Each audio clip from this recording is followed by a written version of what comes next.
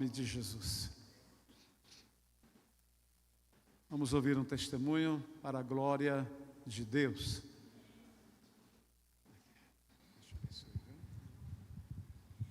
Boa noite a todos, a paz do Senhor a todos. Meus irmãos, a testemunha que eu vou contar aqui é uma coisa muito importante, porque só Deus mesmo para fazer uma obra tão grande que Ele fez na minha vida. Já tem mais de 6 meses que eu estou em tratamento sobre uma plaqueta muito alta que os médicos estavam admirados. Mas fui continuando fazendo aquele hemograma de sangue completo, né? E sempre alta. Toda vez que os médicos abriam, alta. E ele estava tudo preocupado. Passei por 3 médicos. Um é Dr. Vito, o outro é Dr. Brença, que acho que muita gente conhece, é o melhor médico. Eles são particular. Você conhece, né, irmã? Ele é particular. Depois que eu passei nos outros médicos, tudo pelo SUS, eu passei por ele particular. Porque eu já estava preocupada e a médica do posto também já estava preocupada. Falou, não, tem que passar para um médico especialista para ele ver por que essa plaqueta sua está subindo tanto desse jeito. Isso não é para o ser humano. Porque quando eu fiz as 2 vezes o exame de sangue, deu 677. Eles se preocuparam. 2 meses atrás, eu passei com o Dr. Vito, ele pediu o hemograma de sangue. E eu fiz os exames de sangue. Foi pior, né? Aí a tristeza veio muito grande no meu coração, porque foi para 797 mil minha plaqueta. Aí eu já fiquei desesperada, né? Eu sou um ser humano, igual qualquer um de vocês aqui. Quem que não fica preocupada? Porque eu via um médico falar com o outro, eu via a médica falar com o outro, falou, isso não é normal, alguma coisa está errado, e eu não sabia o que fazia. E aí juntou uma coisa com a outra. 2 meses atrás, eu com uma dor no estômago, inchando meu estômago, inchando, e aquela dor suportável. Tomava a caixa do peito, tudo respondia nas costas. Fui no UPA, meu marido me levou, cheguei lá, eu fiz um raio-x, né? E um elétrico. Falou, não. Lá ele não pode fazer ultrassom, não pode fazer nada, só isso mesmo, né? Falou, não, é porque a senhora está muito nervoso, então ataca, parece que está dando infarto, né? Porque a minha mãe morreu de infarto fulminante, então ele faz por causa disso aí. Beleza. E essa dor continuou, passou os remédios, para mim não valeu nada. Eu voltei para o médico, no HR, aí passaram os remédios tudinho, e eu estou tomando já quase 2 meses, graças a Deus já estou bem melhor, do estômago, desinchou, né? Só que ele estava preocupado, né? Que essa plaqueta minha que não abaixa. Exame de sangue por cima de exame de sangue, minha plaqueta não abaixa. De jeito nenhum. E eu orando a Deus, dia e noite, pedindo para todo mundo orar. Minha família tudo preocupada, minhas cunhadas falou, mas o que é isso? O médico não vai descobrir. Aí quando foi agora o mês passado, eu fui abrir os outros exames de sangue com o doutor Vito. Aí ele falou assim, olha, infelizmente vou ter que internar você. Eu vou passar os papéis para o HR e você vai internar, porque nós temos que fazer esse exame da medula para ver por que essa plaqueta sua está muito alta, porque isso não é normal. Aí eu falei, doutor, fala logo a verdade para mim, porque eu já estou nervosa faz dia, eu estou preocupada, mas eu sei que tem uma mão tão grande e poderosa trabalhando na minha vida, ele não vai me desamparar, não. Eu tenho fé que ele não vai deixar eu cair, porque eu já caí, mas eu levantei e eu confio nele. E tudo que vocês estão pensando, vai dar tudo errado, porque eu tenho certeza que a mão do meu Deus vai na frente. Ele vai limpando todas as barreiras. Não vai dar isso, porque eu vou falar a realidade. A médica achou que era o câncer, o outro médico achou que era o câncer, e o doutor Vitor também suspeitou que era, e o doutor Bresse. Eu fiquei apavorada. Eu falei, Jesus, tem misericórdia. E outra, eu não sou gorda, todo mundo sabe que sou magrinha. Quem me conhece aqui dentro, né? Sou magrinha, né? Mas, gente, eu emagreci muito. Dentro desses 2 meses, eu quebrei 3 quilos. Eu quebrei 3 quilos. Eu estava com 55 e pouco, eu fui para 52. Aí eu falei, não é sério. Aí o doutor falou para mim, está meio estranho, porque esses problemas, dona, quando acontece, o sinal, além da sua plaqueta alta demais, não é que eu estou lhe apavorando, a gente tem que ser sincero. Aí começar a emagrecer, perder peso. Ah, minha filha, mas eu preocupei. Passou. Eu continuei fazendo exame de sangue. Aí, a semana atrasada, numa sexta-feira, eles ligaram do HR para mim. Eu não escutei meu celular tocar. Acho que estão preocupados e só orando a Deus dentro de casa, para um lado e para outro, pedindo para Deus trabalhar nesse problema meu. Então, eu não ouvi meu celular tocar. Eu deixo o meu celular e deixo do outro menino meu, que é custou da obra, né? Ele é o mais velho. Eu deixo o meu número e o dele. Aí, ligou para meu filho na obra.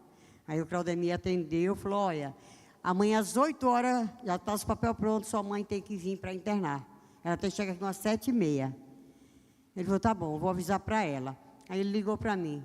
Rapaz, foi a mesma coisa de eu ter caído do chão. Parece que o coração desabou. Falei, ai meu Deus, eu me internar. Ele disse, mãe, vai, confia, continua confiando em Deus e vai. Falei, eu vou. Aí eu fui. Aí meu marido foi, me levou. Falei, pode trabalhar, porque não adianta você ficar aqui mesmo. Eu vou me internar, não adianta você ficar aqui, né?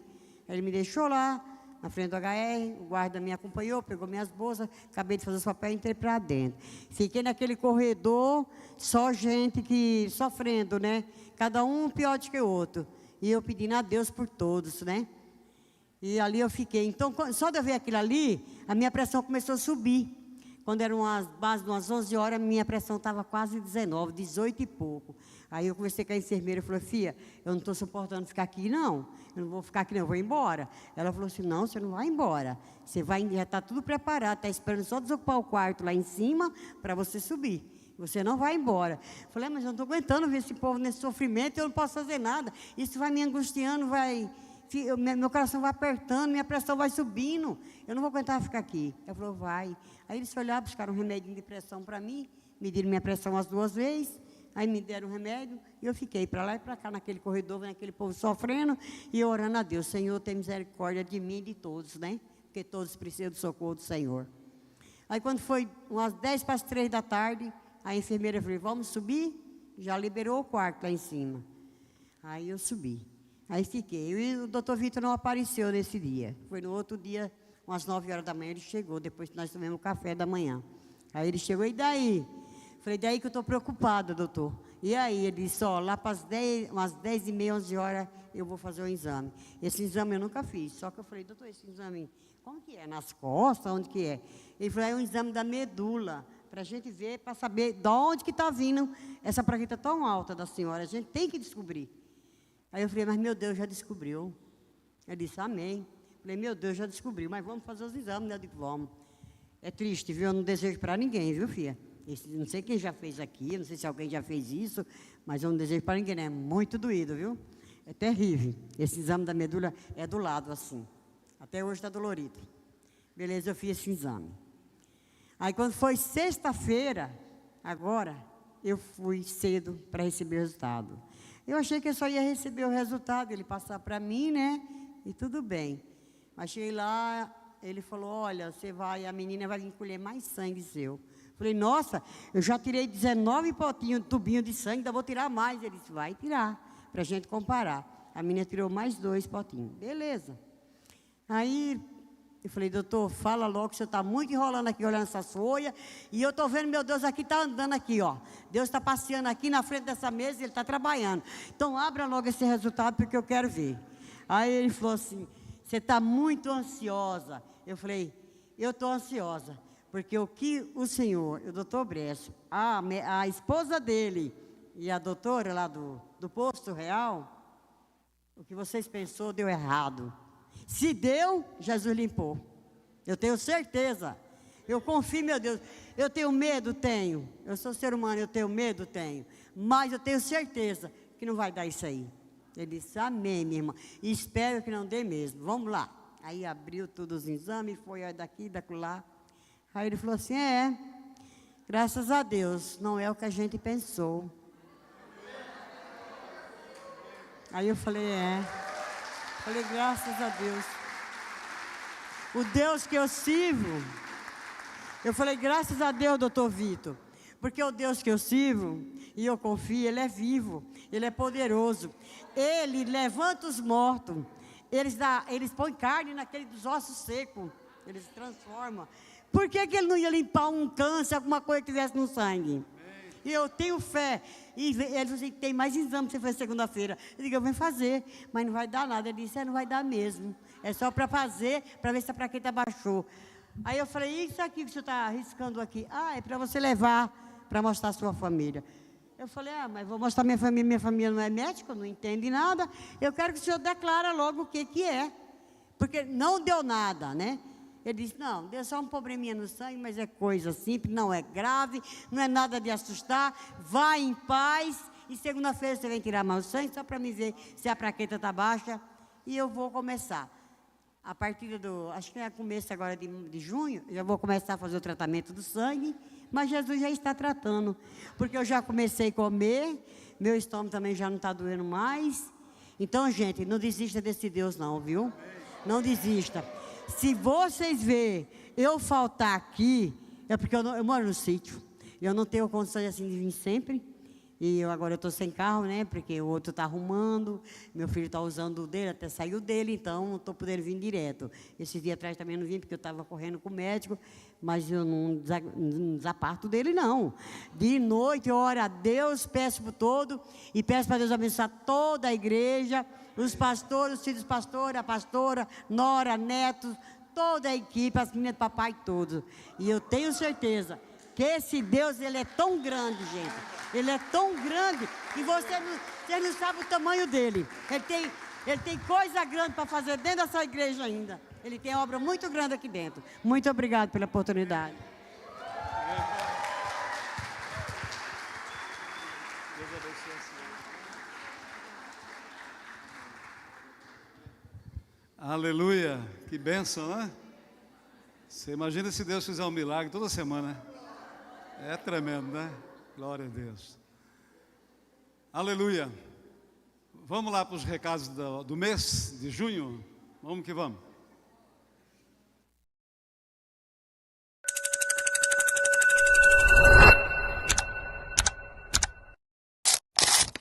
Olá, igreja! Tudo bem? Chegou a hora de ficarmos por dentro de tudo que Deus preparou para nós nesse mês de junho. Já fica atento e acompanhe toda a nossa programação. Aos domingos, nos reunimos aqui na casa para celebrar o nome do Senhor, o culto da família às 19 horas. Um momento de adoração, comunhão e fortalecimento. Você, sua família e seus amigos são muito bem-vindos. Às terças, às 20 horas, acontecem as células. Temos a célula para jovens e adolescentes, que é realizada aqui na igreja. E temos a célula para toda a igreja, que é realizada na casa de nossos pastores. Venha se fortalecer em comunhão. Aos sábados, às 9h30 da manhã, acontece o nosso bate-bola com Jesus. Além da prática esportiva, também acontece um momento de comunhão e palavra edificante para todos os jovens e adolescentes. Nosso Ministério Social continua recebendo doações de alimentos não perecíveis para famílias que precisam. Se você pode e quer contribuir, será muito bem-vindo. No próximo culto, traga um alimento não perecível e deixe na nossa recepção. Toda ajuda faz a diferença. Dia 3 e dia 17 acontecerá as reuniões de intercessão às 20 horas. Momento dedicado à oração, fortalecimento em Deus e crescimento espiritual. Dia 11, o Ministério de Casais realizará o tradicional Jantar dos Namorados. O evento acontecerá na Churrascaria Guaíba e será uma noite preparada com muito carinho para celebrar o amor.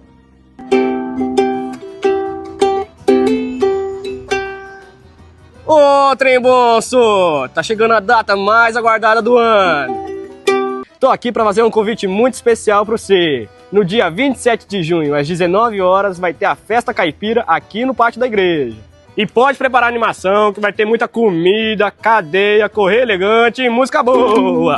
Então já prepara a roupa caipira, chama a família e os amigos e vem participar dessa noite aqui com a gente. Durante os cultos e eventos, são realizadas filmagens e fotografias para divulgação em nossas redes sociais e meios de comunicação.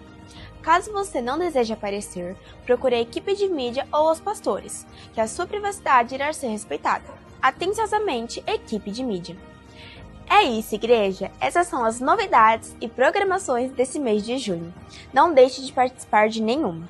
Já nos siga nas nossas redes sociais, Facebook, Instagram e YouTube. Que Deus abençoe cada um de vocês e tenham todos um ótimo culto. Glória a Deus. Como é que é? Legal, né? Que bom, glória a Deus. Olha para o teu irmão que está ao seu lado, diga: meu irmão, você é muito bem-vindo aqui.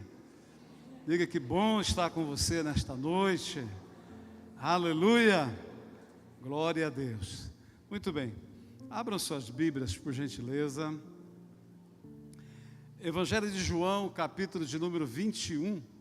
Eu quero, nesta noite, falar sobre esse tema: ausência da presença. Vamos dizer todos juntos? Ausência da presença. Mais uma vez, bem forte: ausência da presença. João 21, a partir do verso 1, diz assim a palavra de Deus: depois disto, manifestou-se Jesus outra vez aos discípulos junto do mar de Tiberíades, e manifestou-se deste modo: estavam juntos Simão Pedro, Tomé, chamado Dídimo, Natanael, que era da Caná de Galileia, os filhos de Zebedeu e outros 2 dos seus discípulos. Disse-lhe Simão Pedro: vou pescar.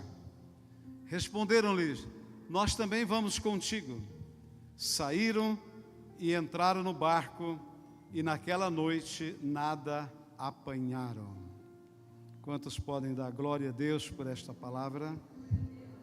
Amém, queridos?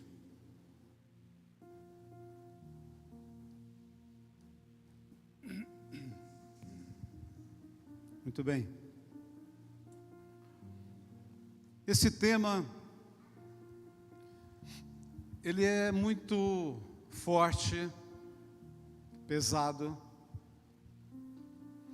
oportuno para a vida da igreja, para a vida cristã, para o nosso dia a dia, para o posicionamento de cada um de nós como igreja, como filhos de Deus. Porque o que temos e o que somos, onde nós estamos e para onde queremos ir, é fundamental a presença de Deus. Não há possibilidade alguma de alcançarmos aquilo que estamos buscando sem a presença de Deus. E desde o início, quando Deus cria o homem, Ele faz questão de que a presença dEle fosse fundamental, prioritário, necessário na vida do homem. E Ele deixa isto muito bem claro. Deixa o homem entender que a presença dele era fundamental e que ele queria estar presente. Ali no jardim do Éden, Deus vinha ter um relacionamento todos os dias, na viração do dia. Deus se fazia presente. Em toda a história da Bíblia, você vai ver a presença de Deus. Na vida e no ministério de Jesus, enquanto e no período, no processo de formação de discípulos, Ele fez questão de estar presente com eles em todos os momentos. Ele fez questão que aqueles homens renunciassem os seus trabalhos, o seu tempo particular e pessoal, e estivesse com ele durante 3 anos e meio, para que pudessem viver, experimentar cada momento da presença dele. Porque isso seria padrão, seria fundamental, que esses discípulos nunca pudessem se esquecer que quando Jesus voltasse para o trono, para a presença de Deus, eles deveriam continuar na presença. E Deus provê esta presença, enviando o Espírito Santo, para que pudesse estar com eles. E isto não é diferente com a igreja, comigo e com você. Deus se faz presente conosco. Ele está aqui nesta noite, Ele está aí com você. Onde você estiver, Deus estará contigo. O salmista escreve no capítulo 23 do livro de Salmos, falando sobre a presença. E ele declara que ainda que ele passasse pelo vale da sombra da morte, ele não iria temer nenhum mal, porque ele tinha certeza da presença de Deus na vida dele. Quando Deus convoca Moisés para tirar o povo dele do Egito e levá-lo até a terra de Canaã, Moisés reivindica a presença de Deus. Então Deus diz para ele: a minha presença será com vocês, eu estarei presente. E durante todo aquele período, a presença de Deus se manifesta de dia numa nuvem e à noite numa coluna de fogo. A presença de Deus se manifesta no tabernáculo, a presença de Deus se manifesta no templo, a presença de Deus se manifesta na vida dos discípulos, na igreja primitiva de Atos dos Apóstolos. A presença do Senhor se manifesta aqui na igreja do Senhor em pleno século 21, porque Ele disse: eu estarei convosco todos os dias até a consumação dos séculos. E então estaremos com Ele eternamente. Amém? Aleluia! Isso é maravilhoso. E o que isso tem a ver com este texto e com este tema? Tem tudo a ver, porque João 21, ele fala do momento em que Jesus havia sido crucificado, morto, sepultado, mas também já havia ressuscitado. E Jesus estava manifestando em alguns lugares propositais para deixar últimas mensagens, último mover de Deus para o povo. E aqui em João 21, Pedro e os discípulos deveriam estar exatamente no lugar onde deveriam estar para receber Jesus, para ter um reencontro com Jesus. Mas Pedro estava muito frustrado consigo mesmo. Pedro estava decepcionado com a sua própria fidelidade.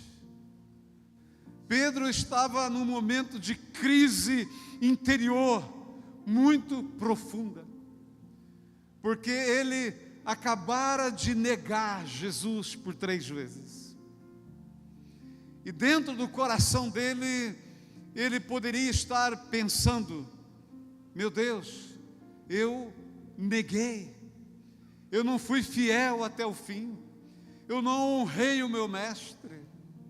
Eu acredito que naquele momento Pedro, ele diz: olha, eu vou jogar a toalha, eu vou chutar a mesa. E é exatamente isso que acontece com muitas pessoas, quando elas estão frustradas com alguma coisa, principalmente quando Deus não responde à altura, ou não traz a resposta que o coração daquela pessoa gerou e está aguardando.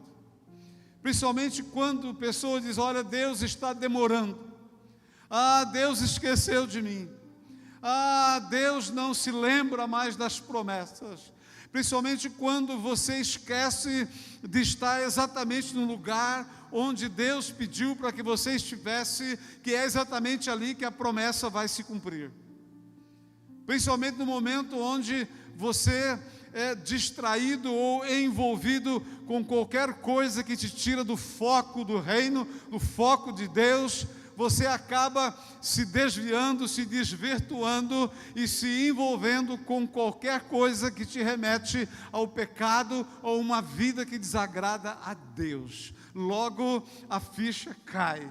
Logo você acaba percebendo, o teu espírito te denuncia que você acabou de fazer algo que entristeceu o coração de Deus. A sua atitude não foi lá aquela que Deus esperava.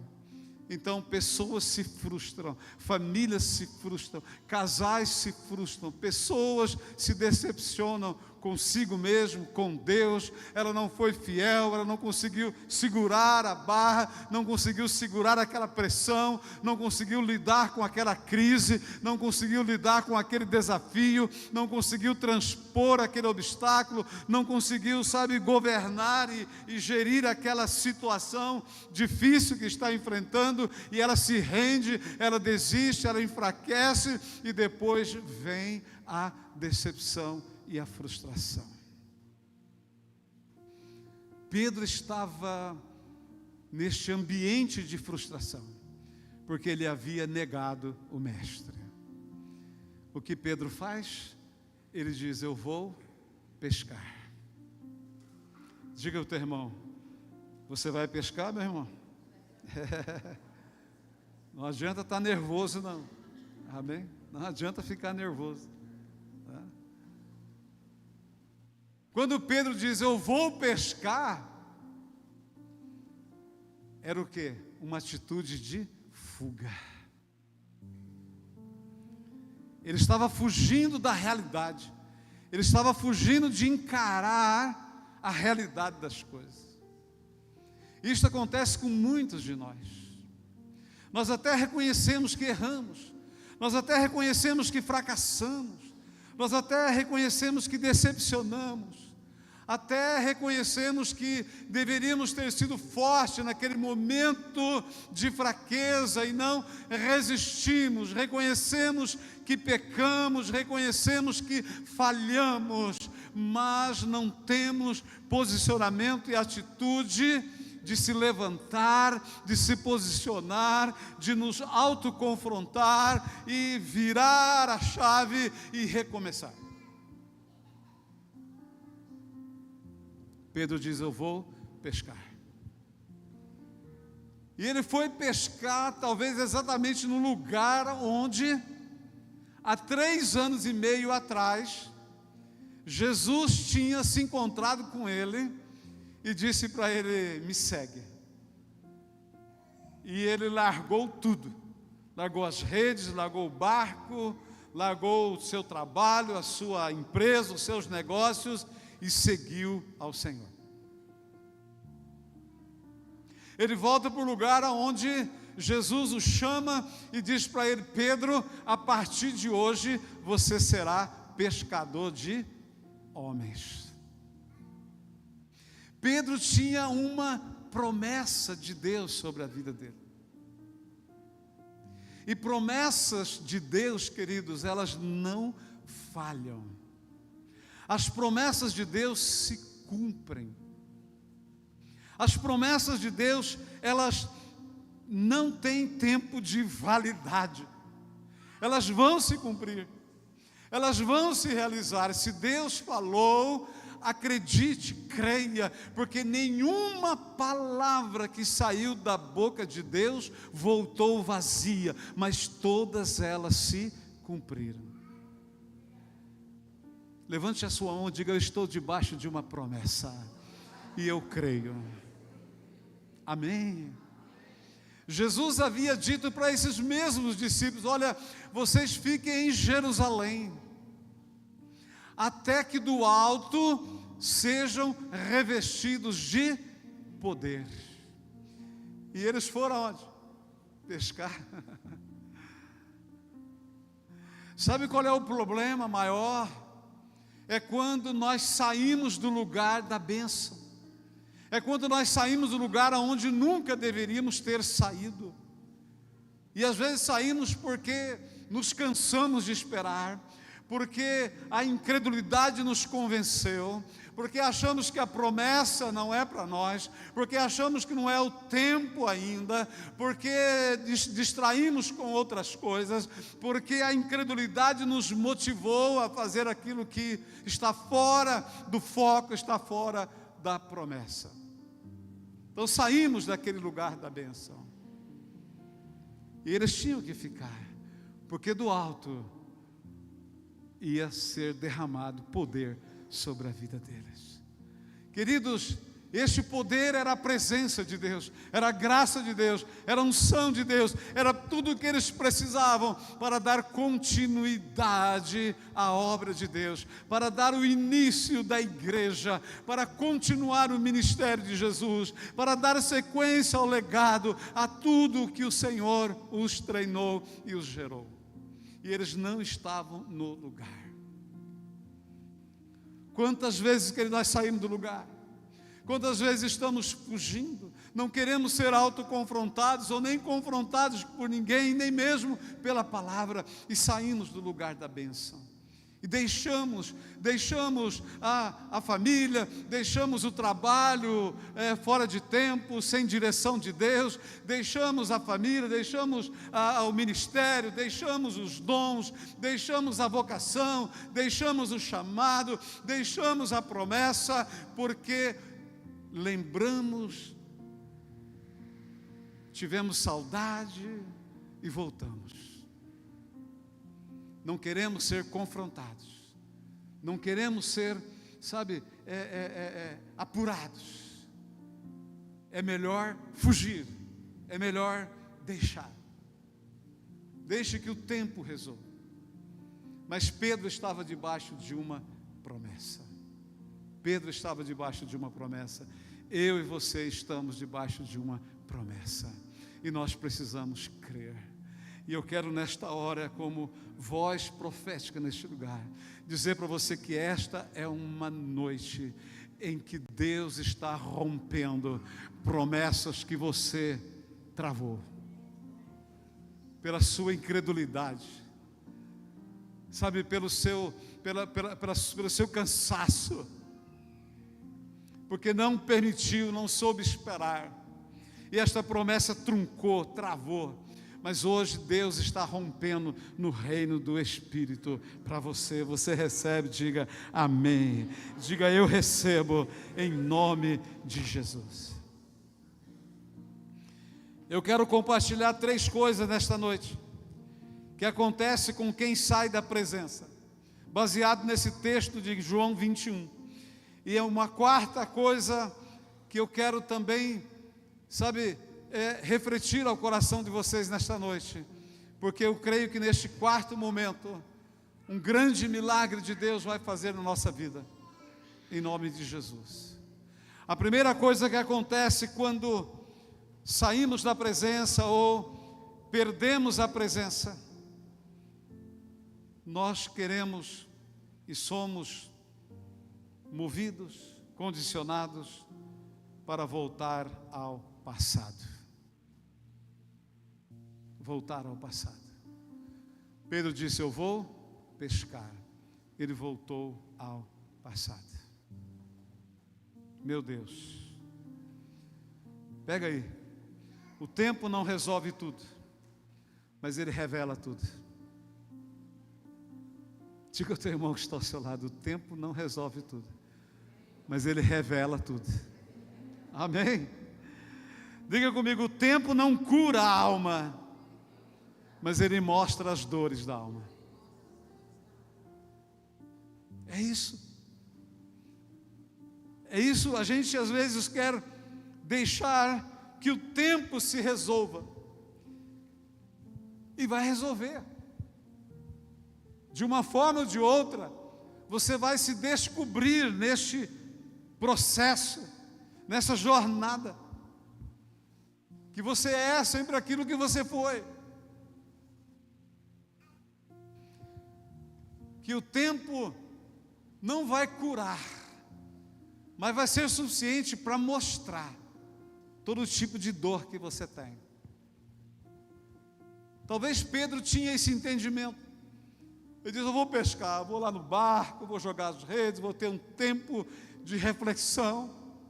Foi lá onde o mestre me encontrou. Quem sabe algo diferente pode acontecer na minha vida. Às vezes, queridos, Deus permite algumas coisas acontecer conosco que nós não entendemos no início.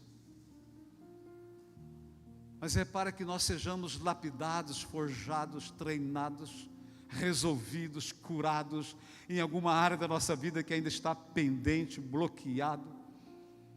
Está duro, a gente não cede, a gente não abre, a gente não permite ou não se permite, mas Deus permite que você passe por algum momento difícil na sua vida, de crise, para que você entenda, para que você se revele, para que você veja quem você é, como você está, que tipo de dor que você está passando. Vale ressaltar mais uma vez que Pedro voltou ao início, ao lugar onde Jesus o encontrou e o chamou. Um dia, uma pessoa veio aqui à igreja, no culto, e eu olhava para aquela pessoa e falei: eu conheço essa pessoa de algum lugar, conheço.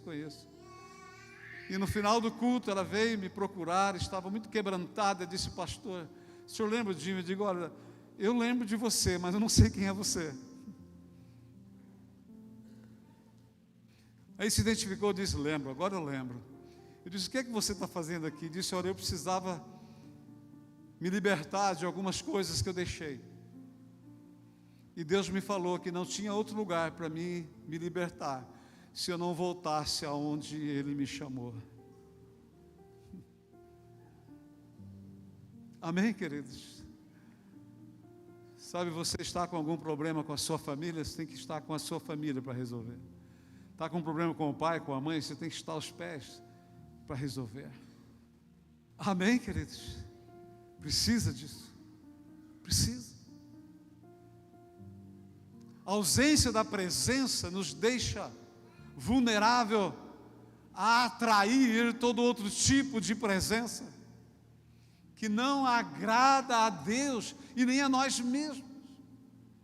Presenças que nos envolvem em situações que nos embaralham, que nos deixa cativos. Por um fio Pedro não se perde. Por um fio Pedro não perde a promessa. A bênção é que Jesus sabia de tudo que estava acontecendo com eles. E Jesus resolve ir àquela praia, naquela manhã. E ele aparece, porque o texto começa dizendo que ele apareceu a eles. Jesus aparece ali. E Jesus estava com fome. E queria comer um churrasco de peixe. Ama? Aleluia. E ele pede um peixe. E quando ele pede o peixe, os discípulos ficaram assim, desconfiados. Aí o Pedro fala: é o Senhor. Nós não apanhamos nada, não pegamos, então vai ali, joga ali do lado e pega. E trouxeram 100 e poucos peixes, quase 200 peixes, grandes, arrastando a rede. Mas quando eles chegam na praia, Jesus já estava ali com uma churrasqueirinha improvisada ali, e os peixes assando. Quer pegar essa revelação, né? Aleluia. Diga ao teu irmão que está ao seu lado: a tua batata já está assando, querido, lá no céu, e você não está nem sabendo.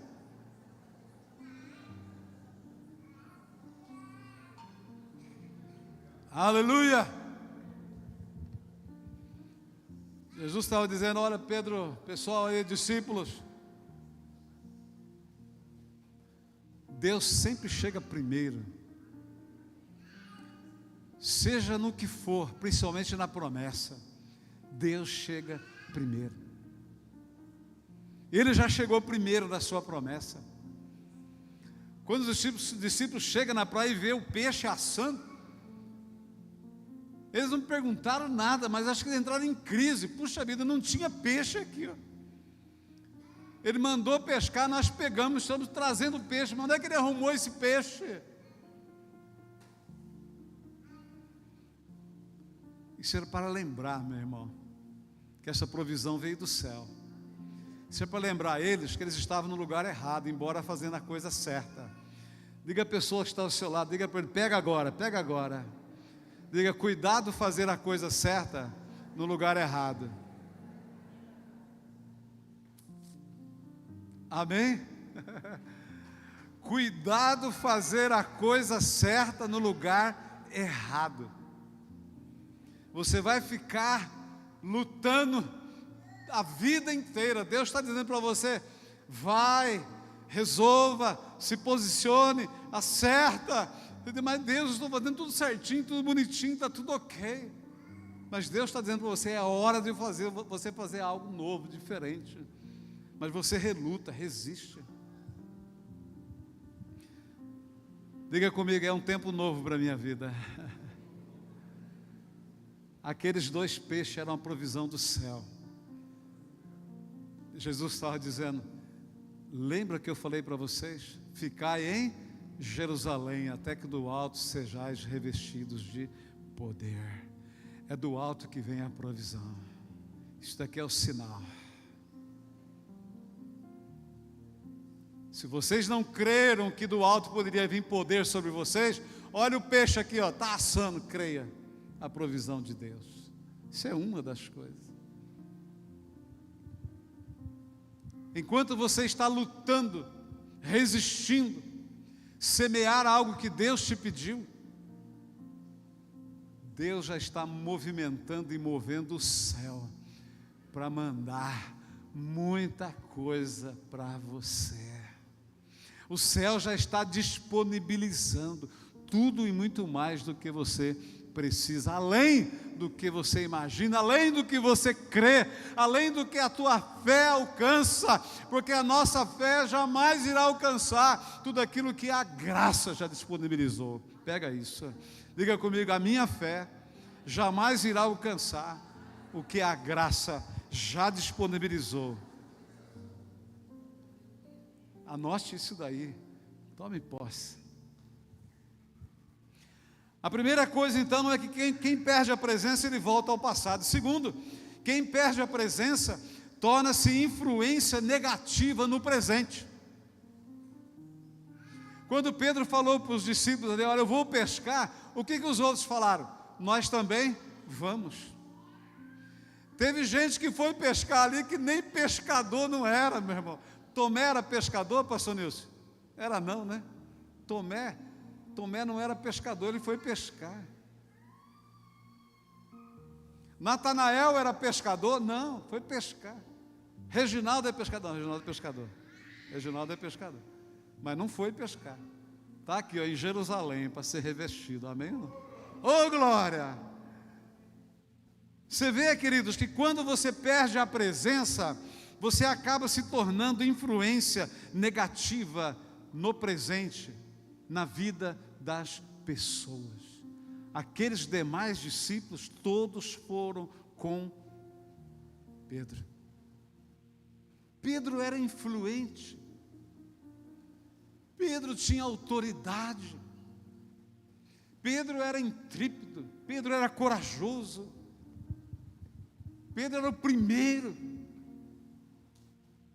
Quando Jesus estava dizendo que morte ele ia morrer, como que ia ser?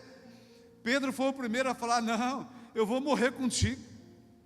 E porque ele falou, os demais discípulos também disseram, nós também vamos morrer contigo. Jesus disse, mas vocês podem beber o cálice que eu vou beber? Eles disseram, não, nós podemos beber o cálice que o Senhor vai beber.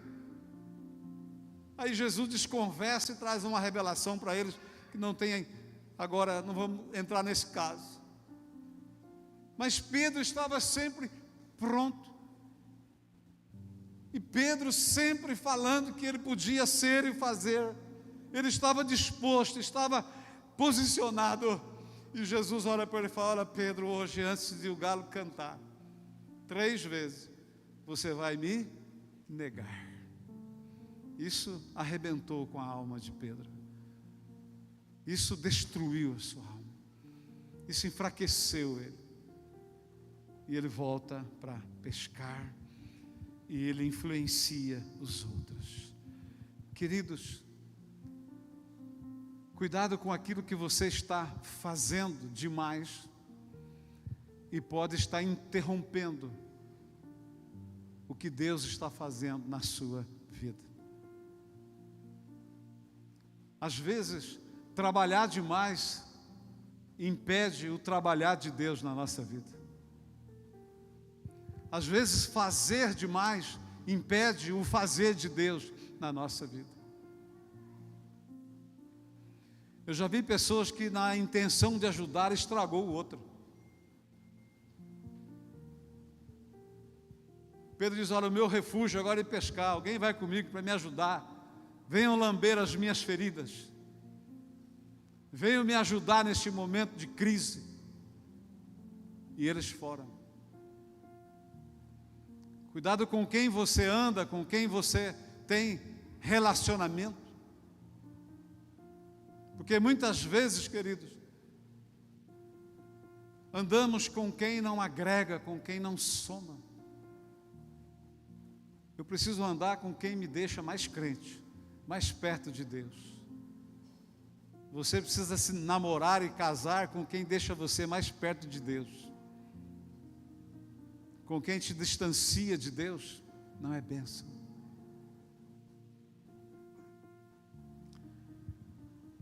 Primeiro, quem perde a presença volta ao passado. Segundo, quem perde a presença torna-se influência negativa no presente. Terceiro, quem perde a presença perde a visão do futuro.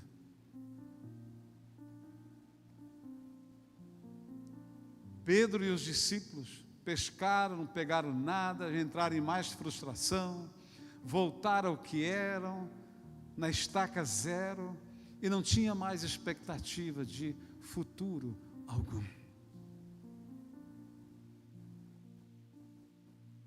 Voltaram ao que eram. Eu conheço pessoas que deixaram a fé, deixaram a vida com Deus, voltaram ao que eram, pior do que eram. E quando você volta a fazer e ser o que era, você perde totalmente a expectativa, foco, a promessa de futuro. Você não crê mais naquilo que um dia você creu. Porque tudo que nós fazemos no presente define o nosso futuro e o nosso destino. Se queremos colher um fruto amanhã, precisamos plantar a semente ontem. Se nós queremos ser frutíferos, precisamos estar plantados numa terra boa, numa terra fértil.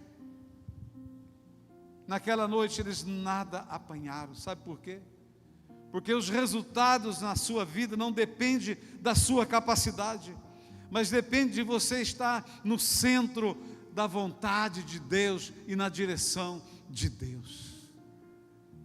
Voltar a pescar não era a direção de Deus. A direção de Deus era estar em Jerusalém, até que do alto fosse revestido de poder. E a última coisa que eu quero deixar no seu coração é que exatamente onde Pedro volta, frustrado, decepcionado, Jesus também vai lá, restaura Pedro, levanta Pedro, continua acreditando em Pedro, porque no lugar da desistência e da frustração, Deus abre um caminho de recomeço. Eu vou repetir. No lugar da desistência e da frustração, Deus abre um caminho de recomeço. O mesmo capítulo, a partir do verso 15, diz assim: depois de terem comido, perguntou Jesus a Simão Pedro: Simão, filho de Jonas, amas-me mais do que estes? Respondeu-lhe: sim, Senhor, tu sabes que te amo. Disse-lhe: apacenta os meus cordeirinhos. Tornou a perguntar-lhe: Simão, filho de Jonas, amas-me? Respondeu-lhe: sim, Senhor, tu sabes que te amo. Disse-lhe: pastorei as minhas ovelhas. Perguntou-lhe terceira vez: Simão, filho de Jonas, amas-me? Entristeceu-se Pedro de lhe ter perguntado pela terceira vez: amas-me? E respondeu-lhe: Senhor, tu sabes todas as coisas, tu sabes que te amo. Disse-lhe Jesus: apacenta as minhas ovelhas. Pega isso que eu vou dizer para você agora. Quando as coisas não estiverem dando certo para você, não se preocupe, elas podem estar dando certo para Deus. Quando as coisas não estão indo bem para você, fique em paz, elas podem estar indo muito bem para Deus. Você pode estar enfrentando um momento de crise e dificuldade, mas Deus está acima da crise e das dificuldades. Você pode estar sem direção, perdido, fora do lugar da bênção onde Deus designou que Ele iria te levantar, mas Deus sabe e Ele vai atrás de você, porque embora você tenha errado, tenha caído, tenha se frustrado, está decepcionado, ferido, mas Deus tem uma promessa, esta promessa continua na sua vida e Deus continua acreditando em você. Apesar de tudo o que Pedro fez, Jesus continuou acreditando em Pedro e no seu potencial. Jesus chega para um homem que tinha negado Ele 3 vezes, para um homem que tinha deixado o lugar da promessa se cumprir, para um homem que foi pescar, que voltou ao seu passado, para um homem que influenciou os demais líderes, que quase extermina com o ministério de Jesus. Jesus chega naquele homem e diz: você me ama? Ele diz: eu te amo. Você me ama? Eu te amo. Você me ama? Eu te amo. Então é o seguinte, está de pé a promessa, não se cumpriu em Jerusalém, mas cumpre aqui agora na sua vida. Apacenta as minhas ovelhas, porque eu preciso de gente assim. Eu não preciso de gente perfeita, totalmente santo. Eu não preciso de mais um Deus aqui na terra. Eu preciso de gente que, embora caia, desista, se machuque, se frustre, mas esteja pronto para recomeçar, esteja pronto para iniciar de novo, esteja pronto para se posicionar, esteja preparado para ir, para avançar, para o chamado, que não esqueceu da promessa. Nesta manhã, Pedro, aqui nesta praia, o teu chamado reacende. Aqui nesta praia eu ativo o seu ministério, eu ativo o teu chamado, e estou dizendo para você: pode ir, seja o pastor das minhas ovelhas, apacenta as minhas ovelhas, tome cuidado, vá à frente, seja a voz profética para levantar o meu povo nesta nação e fora desta nação. É você, Pedro. Não importa o que dizem, não importa o que falam, não importa o que lembram de você quando olham e quando te encontram, o que importa é o que o trono diz de você, é o que o céu tem de histórico da tua vida. O que importa é o que Deus está falando sobre você, e o que Deus está falando para você é: tem jeito, filho, tem jeito, filha. Hoje é dia de recomeço, hoje é dia de voltar, não ao início, aonde você não era nada, mas hoje é dia de recomeçar e ir para o lugar aonde Deus tem o cumprimento total da promessa. Nesta praia não é lugar para você, Pedro. Neste barco não tem mais lugar para você. Essas redes não combinam mais com você. Eu tenho um barco maior, eu tenho redes maiores, eu tenho uma unção maior, eu tenho um chamado maior, eu tenho uma posição maior para você. É você. Eu coloquei dentro de você uma unção e um chamado. Agora é hora de você ir. Vá e apacente. Eu acredito, eu confio em você, que você é capaz. Embora tenha caído, tenha se frustrado, mas esta é uma manhã de recomeço. Vai, Pedro, é com você, agora está na tua mão, agora é a tua vez, chegou o teu tempo de recomeço. Aleluia! Você crê nisso? Diga amém, diga glória a Deus, chacoalhe o teu irmão, diga: meu irmão, sabe por que você está aqui nesta noite? Porque hoje é dia de recomeço para você. Fique em pé, os irmãos da música sobem rapidinho aqui, nós vamos orar agora, nós vamos agora abençoar a tua vida, porque hoje é dia de recomeço para muitas pessoas aqui. Está conosco na live, nas redes sociais, eu não sei, o Espírito Santo nos deu esta palavra, o Espírito Santo nos deu esta reflexão, e eu creio que ela é para você, para mim, é para a igreja, é para este tempo de vida que nós estamos vivendo. É um tempo de recomeço.